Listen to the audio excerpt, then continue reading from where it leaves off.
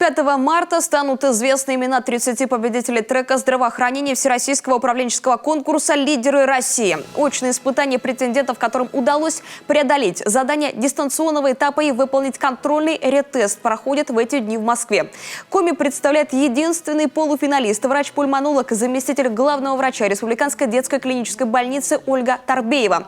Кандидат медицинских наук. Всего же таких, как она, полуфиналистов в этом году 237 человек из 54 регионов. И что самое интересное, если Ольга Тарбеева пройдет, теоретически ее наставником может стать экс-министр здравоохранения Коми, а ныне федеральный министр Михаил Мурашко. На встрече с участниками он отметил потребность в лидерах, способных отвечать на новые вызовы. Мы за 4 года ставим себе вызов увеличить продолжительность жизни на 4 года. Это огромный вызов и огромные амбиции. Как его реализовать?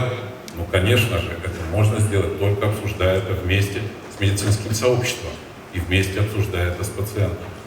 И сегодня, когда конкурс «Лидеры России» выбирает лучших, безусловно, в основной показатель вы должны себе поставить то, как вы это реализуете, как вы готовы предложить, в том числе нам, Министерству здравоохранения, те пути достигнуть этого результата.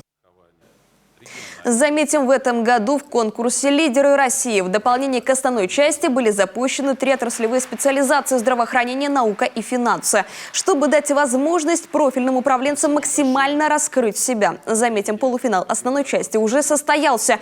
Ни один представитель Коми в финал выйти не смог.